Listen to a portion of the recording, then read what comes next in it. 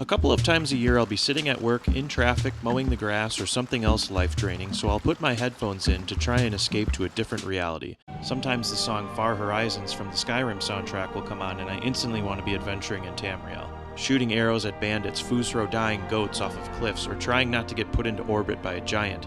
So I'll boot up my Xbox 360, Nintendo Switch, PC, Xbox One, PlayStation 3, PlayStation 4, or refrigerator, and boom, I'm there. I've started my 95th Stealth Archer and I've set off to solve the Dragon Crisis. But within 5 to 10 minutes, I'm always left bored and confused as to why I'm not having fun.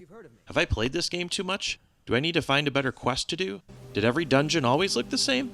Why do I remember this game so fondly? This game kinda sucks. But that can't be.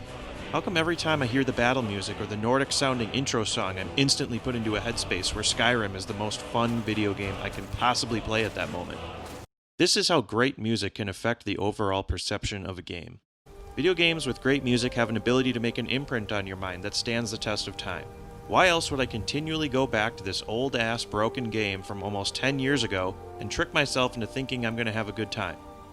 Because just listen to this. How can you not have fun with this playing in the background?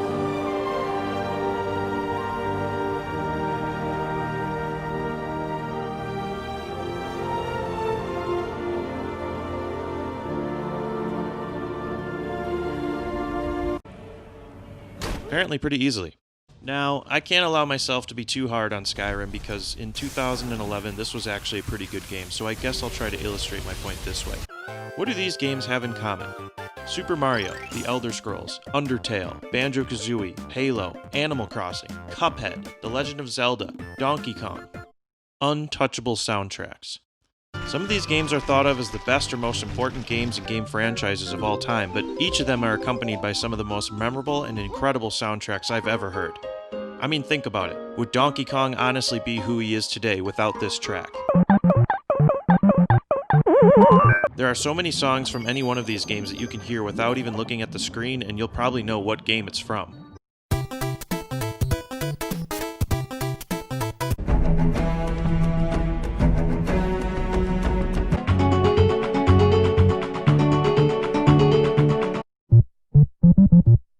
Now, I'm willing to bet you knew exactly what games each of those songs was from without even thinking about it, and honestly, I bet someone who has never played some of those games could recognize that music as well.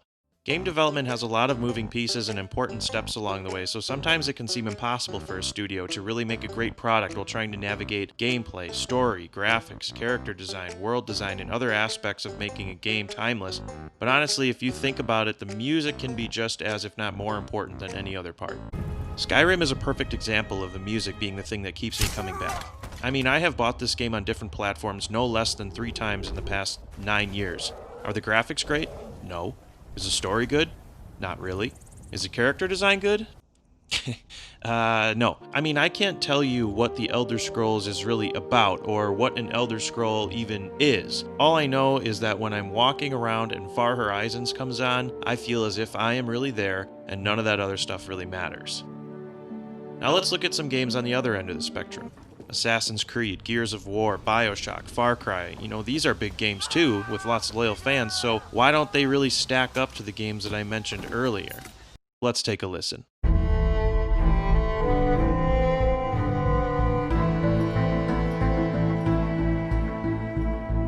Let's be real. Even if you have played Assassin's Creed 20 times through and think it's the best game ever made, you might as well have never heard that song in your life.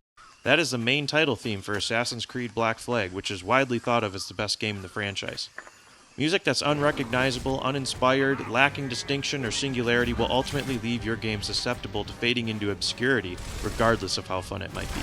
Now don't get me wrong here, I didn't mention those previous games because I think the music is bad. The music by itself is objectively well made. The problem is it lacks an identity. If you hear a song from Mario or Zelda, for example, I'm talking about 1 second of a song, you instantly know what game it belongs to as if you're looking at a picture of the box art.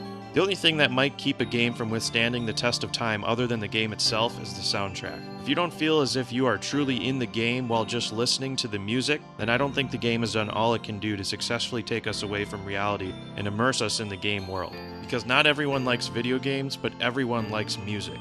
It has a way to reach an audience beyond fans of the game and really transcend your game to another level of existence. like Donkey Kong.